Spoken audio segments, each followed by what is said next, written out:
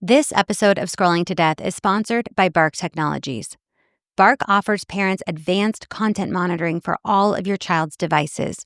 Bark is literally helping to save lives and has alerted parents to millions of life-threatening situations like self-harm and severe bullying. More on Bark in the episode notes.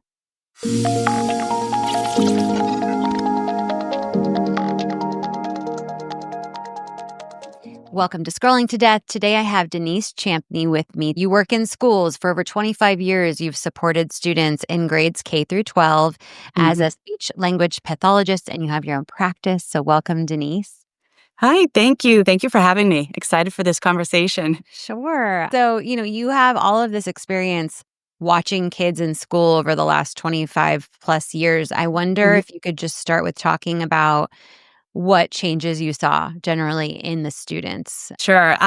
So definitely a lot of changes. When I got into the field, a lot of what I learned in grad school and about child development was geared on play and play-based education. And so when I started in schools at that point, I was working more with the younger students. I noticed that it really wasn't what I had learned in grad school. So I was seeing a lot more of a push, more of the play-based early childhood was starting to kind of go away. And then they were pushing in more of these requirements of kids that just were not developmentally appropriate at the time. But, still it was interesting to go. Then I started working more with middle school and high school students. So it was interesting to see that transition between like 2000 and 2010 when the iPhones were coming out, texting was becoming, an issue in schools. And then, at that time, technology was there, but it was more to the side. It was like it was a tool to use when kids needed something, but it wasn't used predominantly. Okay. And then things started to shift around 2012. I started hearing more about the push for, say, one-to-one devices in schools. Primarily, though, at that point, it seemed for high schoolers. Mm-hmm. So, it was like, oh, do we really need these things? Are they really going to do what they say? And so, it started with high school, and then a few And at years that later, time, sorry to interrupt, but at that time, they were probably like, okay, we want to prepare them for college, which is like a right, reasonable argument because they're just a couple years away from college. right, But right. then it started coming into the younger grades, right? Yeah, yeah, you started seeing that, okay, now we're gonna give them to the 7th and 8th graders because they need them. They need those tools to be ready for when they go into the high school. Mm, And so you started seeing more and more students being issued these devices hmm. and, rely on them more and more. And so and then I think it was around, so 2016, I started to see it more in the middle school population. Mhm. And then it started, after COVID, that actually really amplified things. And then there was a rush to get a device into every child, even in kindergarten. They all needed a device to participate in virtual Yeah. learning. And so when we came back, everyone had a device. And so now these devices were going to be used because they all had, every child had a device. And I think more and more the curriculum shifted from being more of the traditional paper-based tools to more online tools and digital tools. Which brings in a lot of risk. Well, let's talk about early childhood a little bit because I have so many parents asking me, what's appropriate in early childhood, and you really focused on that Mhm. and saw kind of a difference in what you learned, right? What was Right. healthy for early childhood versus what they were being given in school. And I recently I've been touring new preschools Mhm. for my 4-year-old, and some of them they have a big screen in every classroom and they do a lot of screen time. They also have they read via screen at one of the Mhm. schools that I looked at. And I was like, really? At 4 and 3? So how do you feel about that? Giving kids screens or access to watch screens in those early childhood years? I would have, red flags like I'm sure you had when you went into those classrooms and saw that. Yeah. Uh, Kids need to learn through traditional tools. They need to learn multisensory with, actual books, with paper, with crayons, with paint. They need to interact with each other without a device, creating a barrier. Jonathan Haidt talks about the phone being an experience blocker. Well, I've used screens in schools as being a teaching blocker. You're not able to engage with the other people around you and the tools that you need to when you have a device that's open in front of you or that's distracting you and taking you from looking at your peers or the teacher or a book or a picture, and then you're looking at a screen. It's not the same. Yeah. And personally, I feel like they shouldn't be anywhere near younger children, Mhm. especially in school. They have Yeah. enough of these devices outside of school. So, and school should be safe places I for know. these And kids. I mean, and at those young grades, maybe they're not getting access to some of the inappropriate content, Yeah, you maybe. hope. But one big issue with the, even 3rd, 4th grade up through middle school Hmm. and high school is that they're being given devices that aren't appropriately locked down, and they're either accessing just things they shouldn't, like Netflix or YouTube videos, or super inappropriate or violent content. So Hmm. have you seen that in your experience in school? I have. I have. So currently, I work with a lot of middle schoolers and high school students. Okay. And so I talk to them about technology all the time. When they come into my office and I work with them, they know their device goes off to the corner. We're sitting around a table, we're having a conversation, and it's face to face. I don't need to have your computer open. You don't need it when you're working with me. But we Mhm. talk a lot about, things that they might see. And they're really hesitant to admit that they see it. But when you ask them in a way where you're not judging, you're assuring them that they're not in trouble. Like Right. there's information that they can access that, as curious kids, they look to see things. Mhm. And, they have all reported to me, that they do see things that make them uncomfortable, that they know they're not supposed to see on school devices. And no matter how many restrictions I think schools place on their computers and these devices, there's ways around it. And there are things that are popping up every day that are new that these kids can access. I mean, I've heard some pretty horrible stories too. I talk a lot with other educators. I have a lot of friends who are in the education field, family members, and we talk. And, most recently I heard about a middle schooler who was accessing an AI chat box. I know you've been doing some of that. It was, I think, Yeah. character AI and engaging Oh. in some really inappropriate sexual dialogue with a middle school girl. It's just Mhm. heartbreaking at school on the Right. schoolish device. Yeah, and that's the thing is that you have underfunded tech departments trying to Hmm. monitor and lock down thousands and thousands of Right. devices where who's gonna these teenagers and preteens know all the workarounds. All they have to do is Right. like Google or YouTube how to get around any of the controls that the schools are putting up. And, if it was just getting access to Netflix or, football games or Hmm. something, like, that's a problem in itself because 'cause they're not learning and paying attention, but Right. the risks are so great. The fact that that's an interesting example because character AI is such an up and coming threat, and so Hmm. the regular old superintendent of the IT department, he or she is not really in the know on the newest threats. They should be, Right. but these are emerging threats, and so they should have had a block on that 100%. But then even if you have a block on it, kids like create their own VPNs and can access it anyways. And so there's really not a true way to protect kids from inappropriate content on the school issue device. Like it's just not possible Yeah. It entirely. doesn't seem to be. No. And do kids share that they can easily get access to whatever they want? Yeah. Yeah. Yeah. Okay. They say that there are things that are blocking them, but they'll say that they know other kids who are able to access things that they shouldn't. And Not so, them. Yeah. yeah, it's not them that's doing it, it's the other Right. kids. But, yeah, and they're savvy, they know how to Mhm. work around things, and they know Yeah. when people are looking and when they're not, and, Mhm. you know, I don't think anyone is really looking at their histories and really looking unless there's an issue, no one's really Yeah. going through and saying, "For every child in a school, let me see your history, let me see what's popped up." Yep. And so Yeah. I don't think people realize that. I didn't think about that when my kids are in college now, so I Yeah. feel like I've missed a little bit of this. At least they were older when they were given their devices. They learned Mhm. their foundational skills through Yeah. traditional methods, Yeah. and so they didn't have as much tech.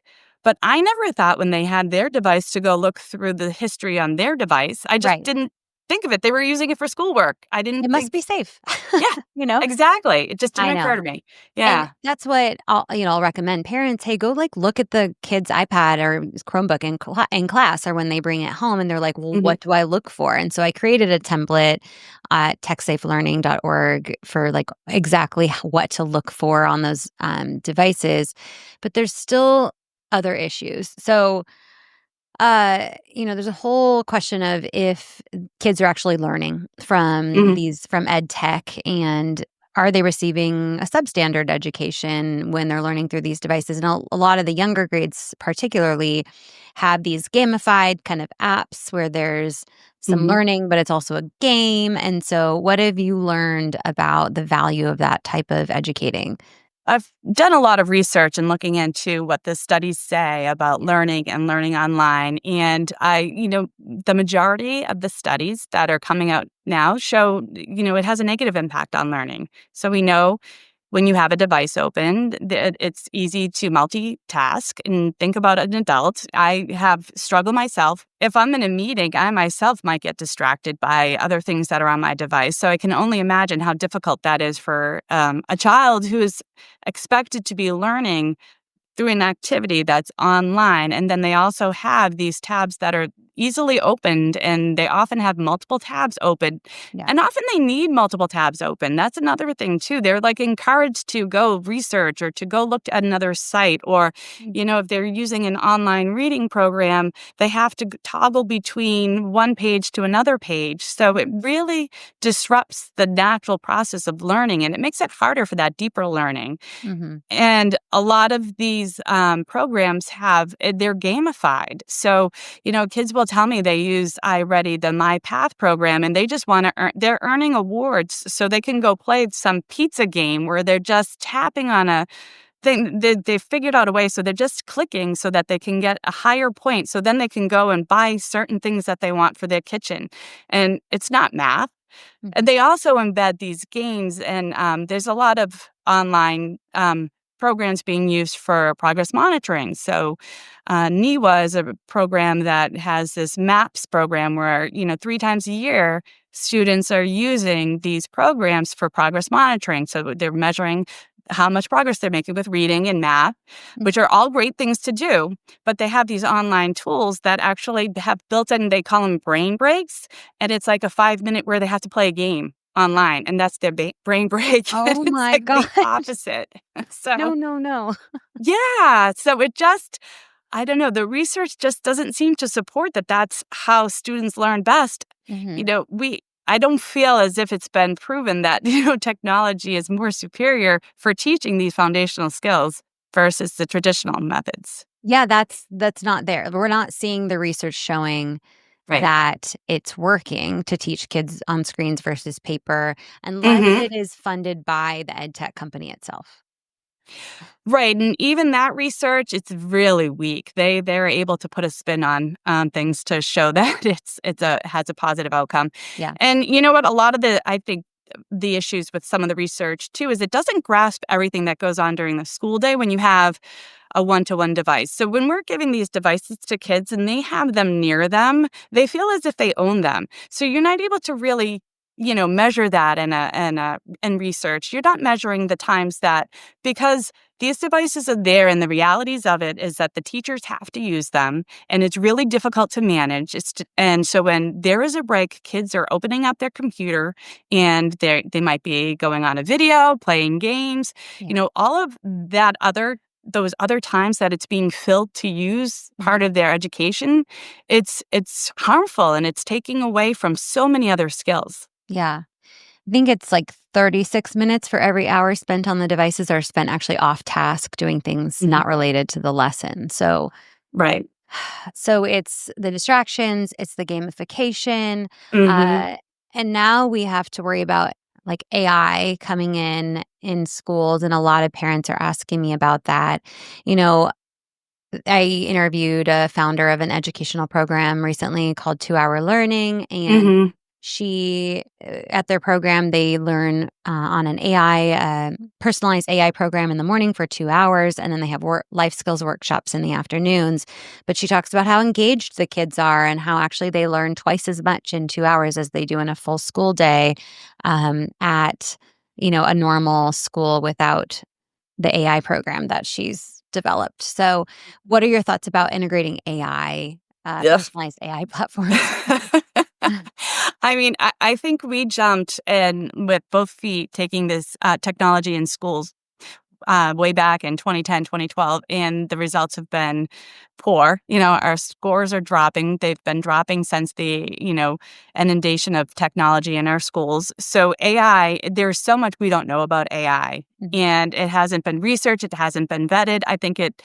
I don't think it should be allowed in schools at all. The Yeah. National Education Policy Center, I believe it is, Yeah. Faith Boninger and Alex Molna, they wrote a great piece about taking a pause, really directed at AI, and gave lots of recommendations for what schools should do. And really, we need to put a pause on that. AI should not, I don't feel, should be in schools at all. It's unvetted.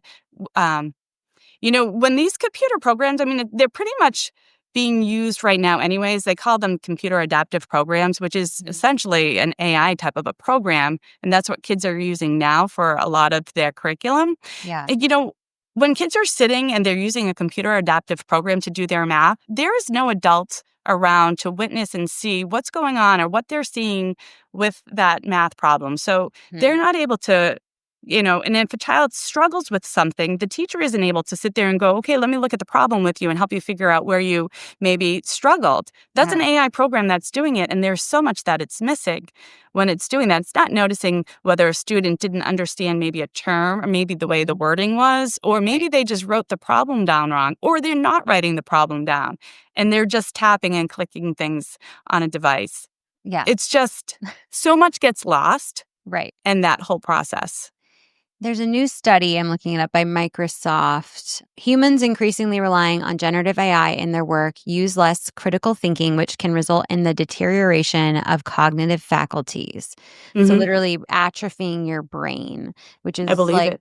so now, Scary, there's, yeah, because you're not right? thinking. I think it was Emily Turkin, the screen time consultant, posted Hmm. recently about she was on a plane and she watched like a college age student literally use AI, like Chat GPT or some program, to like Hmm. paste in the question, copy and paste the answer into her, and then submit it just based off of Hmm. what, like, she did no thinking. We have to let kids develop those skills at younger ages. We can't have them Hmm. accessing these type of things. Do you have any thoughts or insight into the privacy risks that there may be with giving all of the kids' data that they provide and using these ed tech apps? That's another scary issue, one that I'm not as versed in, so I Okay. haven't, Yeah. spent as much time on that, but I've Yeah. been hearing a lot of researchers and other educators and parents who are expressing concern about that, and, Mhm. there's so much data that's being absorbed, and one thing about AI, what does AI need to perform? But they need more data, and Mhm. so what concerns me is that these AI companies and these, the big tech companies that stand to profit from this, are pushing to have more access to students by using their device. Say, the FCC last summer allowed E-rate funding for school buses so that they could, quote unquote, close the homework gap and students could access the internet on their school bus ride home so they can do homework Mhm. because that's where kids are going to do homework and have unsupervised access.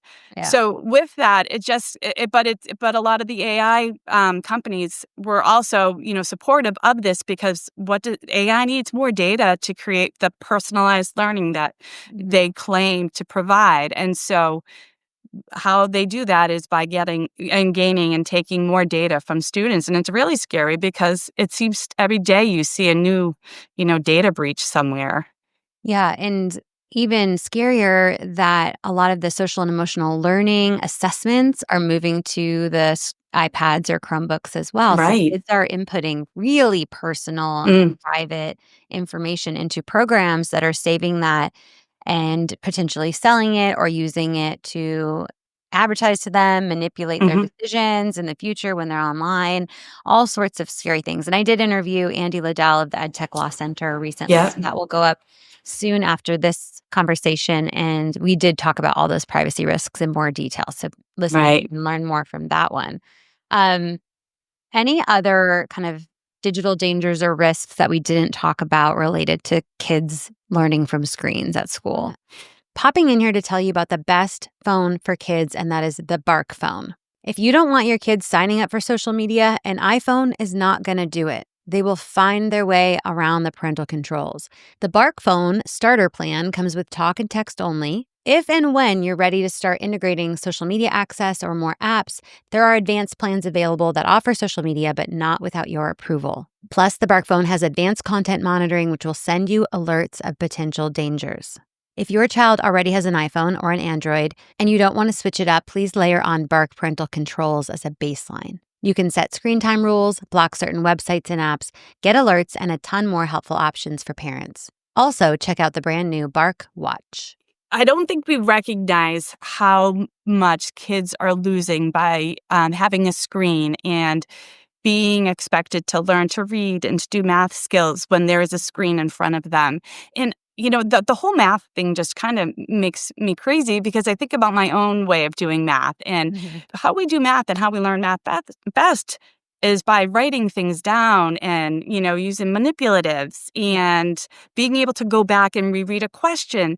And all of that gets lost when we're trying to do something Mhm. using a computer screen. And I work with a lot of students who might have like a reading disability or a language learning disability. So, people will just say, oh, well, they can just listen to it. And I said, okay, but you try to do math by just listening to it. It's Mhm. it's really Yeah. difficult. It's like, uh, and I just don't think people are realizing what is actually being lost by, putting a screen in front of students. Yeah.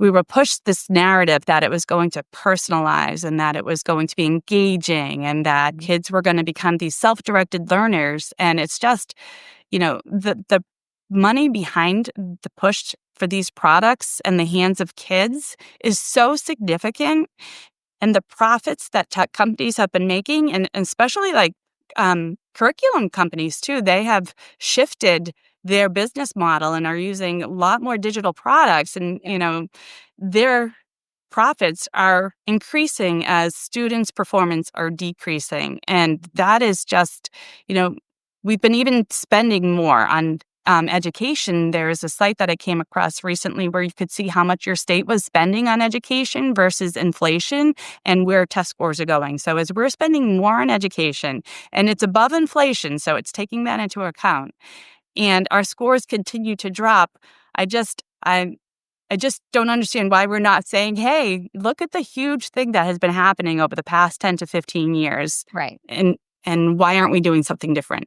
Because that's when scores started to drop, right? When we Mhm. introduced screens into the classroom. Right, correct. Okay. Are there any benefit? Are there any benefit to the screens in the classroom, even maybe in the high school level that you've identified? Well, I think, for students when they're writing papers, obviously when you have a device where you can type up a paper and then edit your work, that's really helpful. And I'm sure there are tools that I'm not a teacher per se, so I'm sure there are tools that teachers use that have been really helpful for them in the Mhm. classroom. But as far as with students, when we're expecting them to learn and use the device and removing paper because we're just going to say, well, they have a device, so they don't need paper.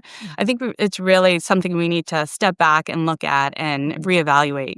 What solutions should schools start looking at implementing? Like, what would be a better way for them to approach this? That's a good question.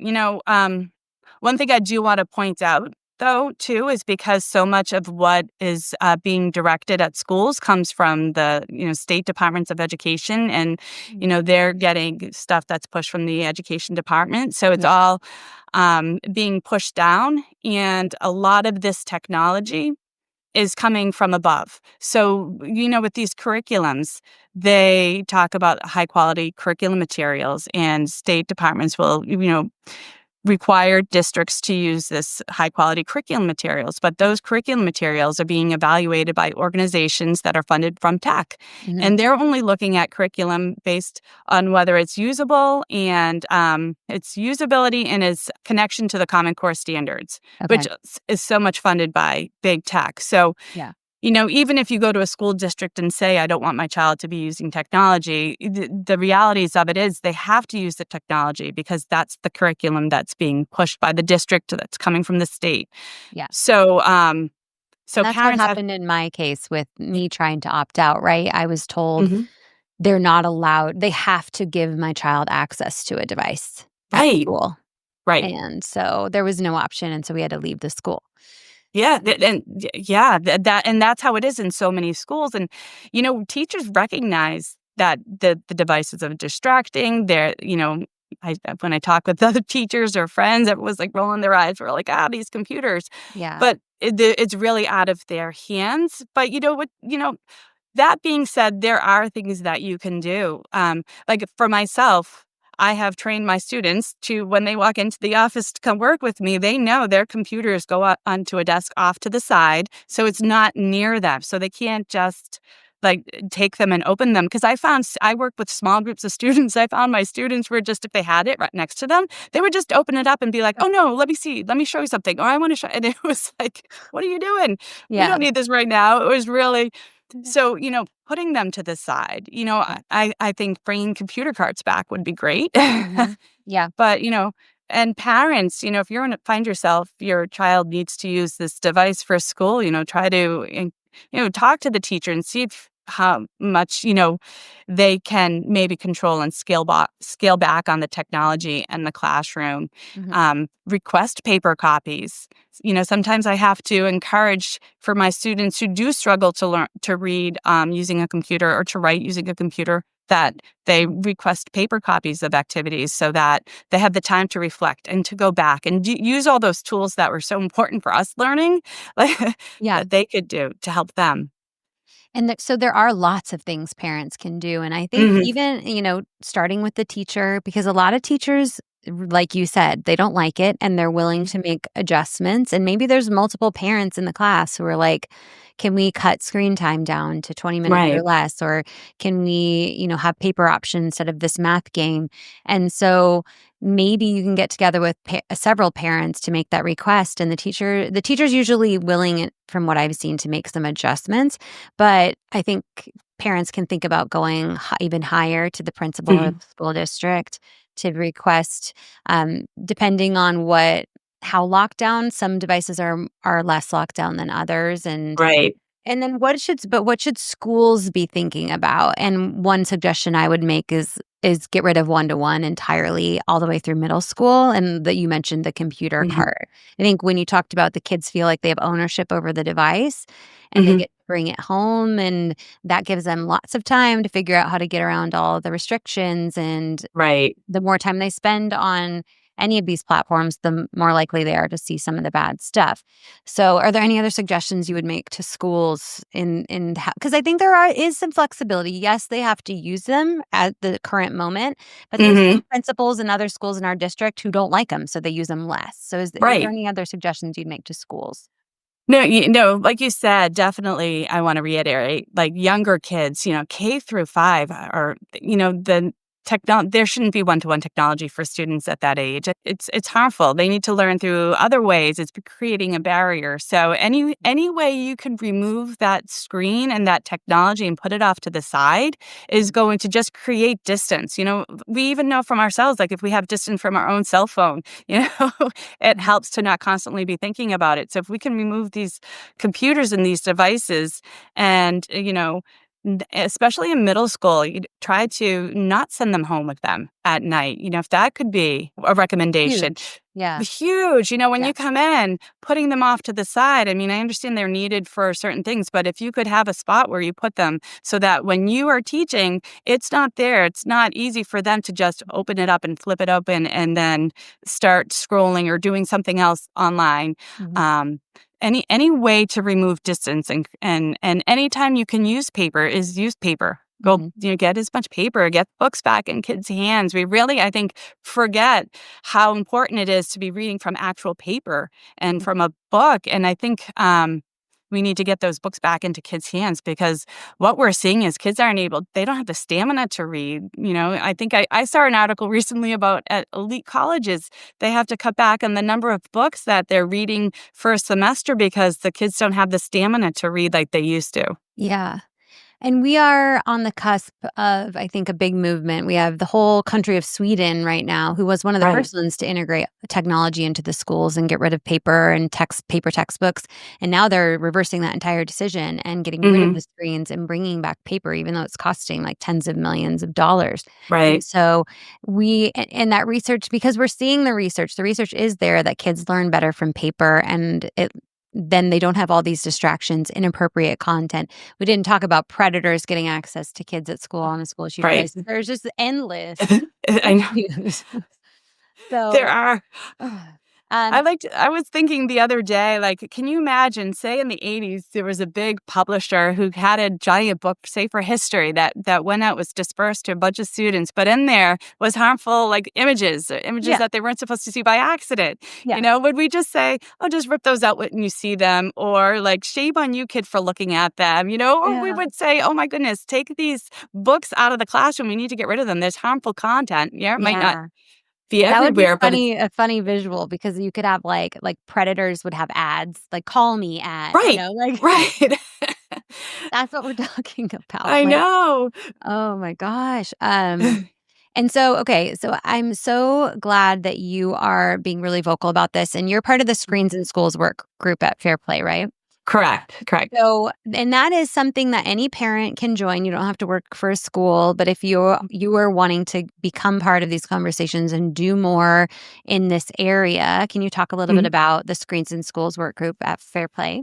Sure, I am so grateful that I came across this group. It's just made me feel like, okay, there are other people out here. I'm not alone. There are other people out here who are really feeling like this is a huge concern. Mhm. Um, so yeah, if there's lots of groups that you can join that have similar, mindset to help you kind of talk through, see the issues. It's been great to see what's going around in other states, what other people are doing. A lot of their focus has been on removing phones from schools, which has been great. We've seen a lot of momentum with that, and that's huge because they are such a distraction for students as well. Yeah. But it's great to come together with a group of people who they share articles, research. It just helps ways to reach out to people in your own state to start advocating for changes to occur. Yeah. So it's a great way to meet up with other people and feel like you're not just like banging your head. Yeah. Uh, I feel like you could get in there and ask whatever question you want, and yep. there's just numerous people that will help you out. Uh, and then I also, so for parents, if you Mm. are kind of fired up about this, that is a group you can join.